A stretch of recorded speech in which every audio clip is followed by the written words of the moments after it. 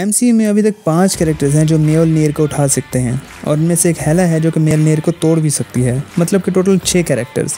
अब अक्सर वीडियोस और लॉजिक्स में ये कहा जाता है कि ये वो 6 कैरेक्टर्स हैं जो म्योलनीर की ताकत को मुकम्मल तौर पर इस्तेमाल कर सकते हैं, मगर क्या आपको मालूम है कि एमसीयू में सिर्फ 3 कैरेक्टर्स ही हैं जो कि म्योलनीर के मुकम्मल तौर पर वर्दी हैं, जो कि इसकी ताकत को मुकम्मल इस्तेमाल कर सकते हैं। और वो 3 कैरेक्टर्स कौन से हैं आज इस वीडियो में जानेंगे। सबसे पहले तो म्योलनीर है क्या चीज़, किस चीज़ से बना है और किसने किसके कहने पर इसको बनाया।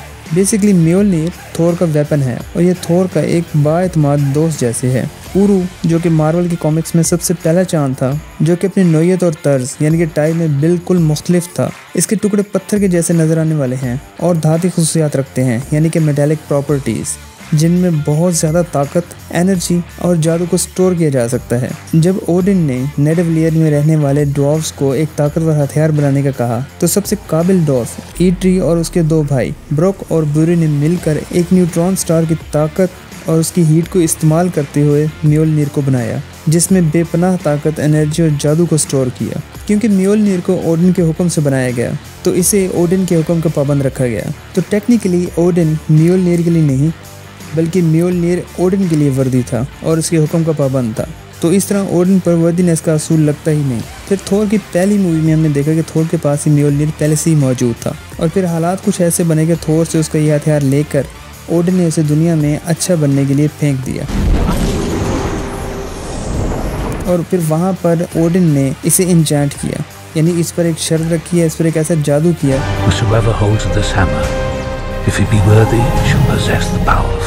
कि कोई भी इस हथियार म्योलनीर को उस वक्त थाम सकेगा, उठा सकेगा या इस्तेमाल कर सकेगा जब तक वो इसके काबिल होगा, और जो कोई भी इसके काबिल होगा इसके उठाने पर उसके पास थोर की तमाम ताकत आ जाएगी। तो जब पहली मूवी में थोर ने पहली मरतबा म्योलनीर को उठाने की कोशिश की तो उसके पास ना ताकत थी और वो ना इस काबिल था, इसलिए वो म्योलनीर को फर्स्ट टाइम नहीं उठा सका। पर मूवी के एंड पर वो इस काबिल बन जाता है, मतलब कि थोर म्योलनीर के काबिल या वर्दी हो जाता है।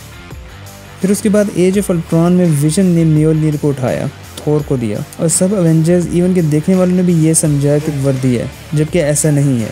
म्योलनीर की वर्दी इसके लिए जो पॉइंट है उनमें से एक ये भी है कि उसको उठाने वाला जिंदा होना चाहिए, मतलब एक लिविंग बीइंग, जिंदा चीज़ हो, जबकि विजन एक रोबोट, एक एंड्रॉयड है, वो सिर्फ एक मशीन है। और इस बात को एज ऑफ अल्ट्रॉन के एंड पर ही एक्सप्लेन किया गया था जब टोनी, स्टीव और थोर आपस में बात कर रहे थे। Oh, the Vision's artificial intelligence. A machine, so it doesn't count. No, it's not like a person lifting the hammer. Right, different rules for us. Nice guy, artificial. But if you put the hammer in an elevator, it would still go up. Elevator's not worthy. कि अगर म्योलनीर को lift में रखा जाए और lift उसे उठाकर ऊपर नीचे जाए तो इसका मतलब ये नहीं कि लिफ्ट वर्दी है, वो एक मशीन है जो कि म्योलनीर को ऊपर से नीचे या नीचे से ऊपर लेके जाएगी। और वैसे भी विजन ने म्योलनीर को सिर्फ उठाया था, ना कि उसको बुलाया हो और म्योलनीर उसके पास आया हो। उसने सिर्फ इस म्योलनीर को इस्तेमाल किया था अल्ट्रॉन को जोर से मारने के लिए या उसे उठाकर सिर्फ थोर को देने के लिए। कहीं भी किसी भी सीन में विजन ने म्योलनीर को बुलाया नहीं और ना वो उसके पास आया। थोर रैग्नारोक सीरीज की अभी तक सबसे बेहतरीन फिल्म है और इसमें थोर की बड़ी बहन हेला विलन होती है। जब थोर और हेला का पहली मरतबा आमना सामना होता है तो थोर म्योलनीर उसकी तरफ फेंकता है, जबकि हेला सिर्फ एक ही हाथ से म्योलनीर को रोक लेती है। अब यहाँ भी बहुत सारे लोग हेला को म्योलनीर का वर्दी समझने लगे, मगर ऐसा नहीं है। मूवी में आगे जाकर जब हेला महल की नई छत तोड़ती है तो उसे पुरानी छत नजर आती है जिसमें हेला ने म्योलनीर उठाया होता है। थोर से पहले म्योलनीर हेला के पास था और वो हेला गॉडेस ऑफ डेथ का हथियार था और वो इससे बाखूबी वाकिफ थी और मुकम्मल तौर पर जानती थी कि म्योलनीर को कैसे इस्तेमाल किया जा सकता है। और क्योंकि मूवी में हेला को ओडिन की पहली औलाद और सबसे ज़्यादा ताकतवर दिखाया गया है, इसलिए जब थोर हेला की तरफ म्योलनीर फेंकता है तो ना सिर्फ हेला उसका इस्तेमाल जानती है इसलिए उसे रोक लेती है, और क्योंकि वो बहुत ज़्यादा ताकतवर होती है तो म्योलनीर को थोर की तरफ वापस ही नहीं जाने देती बल्कि तोड़ भी देती है। और क्योंकि हेला थोर से पहले होती है और इससे बड़ी होती है और ओडिन हेला के इस्तेमाल के बाद म्योलनीर को एन्चांट करता है तो ये रूल्स हेला पर अप्लाई नहीं होते। सो हेला भी लिस्ट से out. Avengers age of Ultron में जब थोर सबको म्योलनीर उठाने का कहता है तो जब कैप्टन अमेरिका ट्राई करता है तो म्योलनीर थोड़ा सा हिलता है, तब कैप्टन अमेरिका इसे उठाता नहीं है, पर उस वक्त थोर को पता चल जाता है। एवेंजर्स एंड गेम में जब एमसीयू में पहली बार कैप्टन अमेरिका म्योलनीर को अपनी तरफ बुलाता है तो थोर कहता है, क्योंकि थोर को एज ऑफ अल्ट्रॉन में ही पता चल गया था कि कैप्टन अमेरिका म्योलनीर का वर्दी है। थोर 4 का ट्रेलर रिलीज हुआ है और इसमें नेटली पोर्टमैन हमें माइटी थोर के तौर पर नजर आई है, जो कि म्योलनीर को अपनी तरफ बुलाती है, जिसका मतलब है कि वो भी वर्दी है।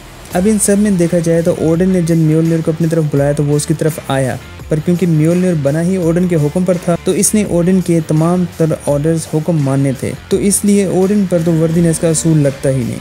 थोर जब भी म्योल्निर को बुलाता तो वो फौरन उसकी तरफ आता, पर कभी कभी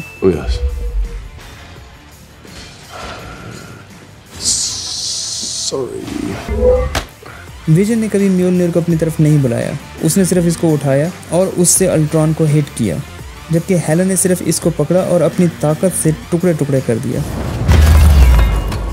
कैप्टन अमेरिका ने म्योल्निर को जब अपनी तरफ बुलाया तो वो इसकी तरफ ना सिर्फ आया बल्कि कैप्टन अमेरिका ने थोर की ताकत को इस्तेमाल करते हुए थैनोस पर थंडर अटैक भी किया। और क्योंकि मार्वल कॉमिक्स में जेन फॉस्टर जब माइटी थोर बनती है तो वो म्योल्निर का इस्तेमाल करती है और वो इसके वर्दी होती है। तो इस तरह MCU में अभी तक टोटल 3 लोग हैं जो कि म्योल्निर के काबिल हैं, जबकि बाकी You're all not worthy. अगर आपको वीडियो अच्छी लगी हो तो लाइक कर दें, कुछ कहना चाहें तो कमेंट ज़रूर कीजिएगा, चैनल को सब्सक्राइब करके बेल आइकन ज़रूर प्रेस कर दें ताकि आने वाली वीडियोस की नोटिफिकेशन आपको हासिल हो सके। बाकी मिलते हैं नेक्स्ट वीडियो में, तब तक अपना और अपने इस चैनल का ख्याल रखिएगा।